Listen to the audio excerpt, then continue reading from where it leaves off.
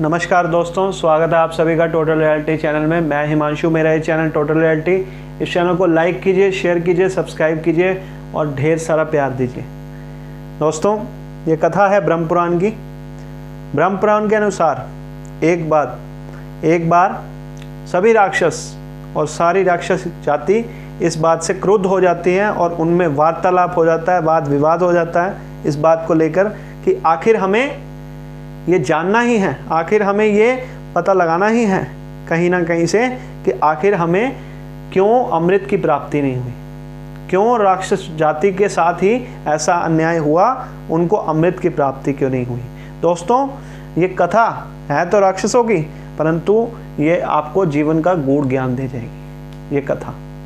तो सुनते रहिए इस कथा को और सुनिए इस कथा को ध्यान से और सुनिए मैं क्या कहना चाहता हूँ, इस कथा के माध्यम से क्या शिक्षा देना चाहता हूँ।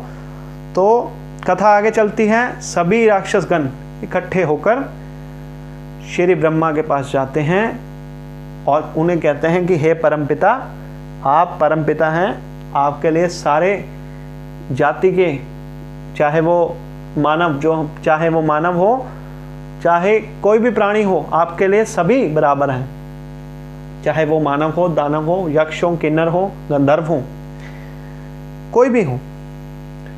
तो हे परमपिता, हम भी आपके पुत्र समान हैं, हमें कृपया ये बताइए कि एक ही पिता की संतान, बताना चाहूँगा कि दैत्य भी और देव और दानव, यानी देव और दैत्य दोनों महर्षि कश्यप की संतान हैं। जो देवताओं की माता अदिति हैं और दैत्यों की माता दिति है। दिति राक्षसों की माता है और अदिति देव माता है और इनके पिता महर्षि कश्यप हैं। देवताओं के जो गुरु हैं वो बृहस्पति हैं और दैत्य के गुरु शुक्राचार्य हैं। कथा आगे चलती है और ये राक्षस जाति, समस्त राक्षसगण परमपिता ब्रह्मा से पूछते हैं कि हे ब्रह्मा, कृपया हमें ये बताइए कि आखिर क्यों हमें इस अमृत से वंचित रखा गया, आखिर कारण क्या है, औचित्य क्या है, क्या कारण है कि हमें ही इस अमृत से वंचित कर दिया गया, जबकि हम भी एक साधारण अधिकार रखते थे, अमृत, एक समान अधिकार इस अमृत पर रखते थे। फिर भी जब समुद्र मंथन से अमृत निकला तो हमें प्राप्त नहीं हुआ, ऐसा क्यों? सुनकर ब्रह्मा जी उनकी बात उन्हें लेकर चलते हैं देव सभा में, और देव सभा में जब लेके जाते हैं तो उन्हें उनके भोजन कक्ष के, भोजन महल के तरफ ले जाते हैं। भोजन महल के वहां ले जाकर उन्हें दिखाया जाता है कि देखो किस प्रकार देवता भोजन कर रहे हैं। राक्षसगण जब देवताओं के भोजन महल की तरफ दृष्टि लगाते हैं तो उन्हें यह दिखाई देता है कि वो सभी राक्षस और देवता सभी बैठे हैं। परमपिता ब्रह्मा उन्हें देवताओं के महल में ले जाते हैं, परंतु कुछ राक्षसों को वो बाहर ही खड़ा करते हैं सारा वृतांत देखने के लिए।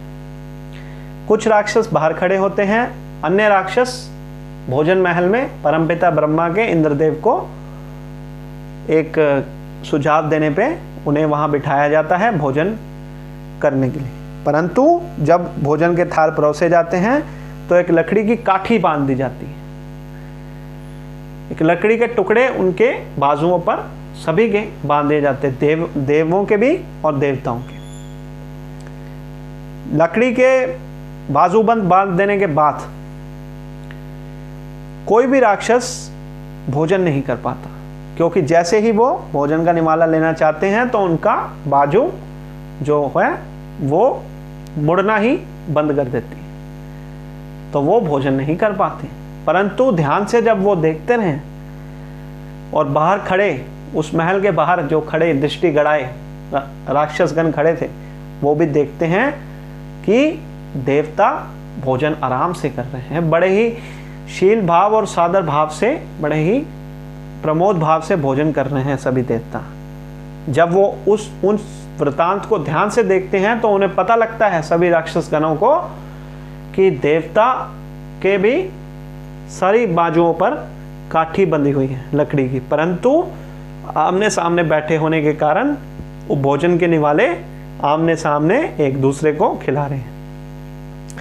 परंतु जो राक्षसगण वहां बैठे थे वो खुद ही भोजन करना चाह रहे थे अपनी थाली में से।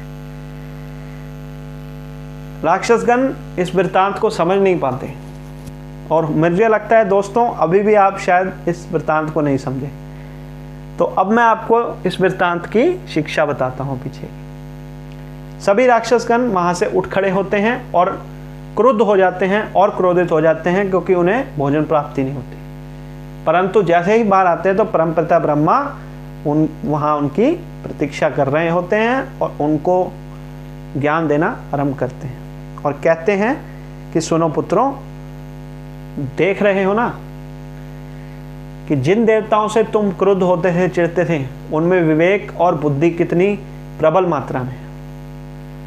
वो खुद की भावनाएं, खुद के वस्तुएं और खुद के जो आकांक्षाएं हैं वो पूरी करने से पहले दूसरों की आकांक्षाएं पूरी कर रहे हैं। खुद को महत्व देने से पहले दूसरों को महत्व दे रहे हैं। खुद का पेट भरने से पहले दूसरों का पेट भर रहे हैं। खुद की आशाएं, इच्छाएं जो उनकी पूर्तियां हैं उनको पूर्ण करने से पहले दूसरों की इच्छाओं को पूर्ण कर रहे हैं।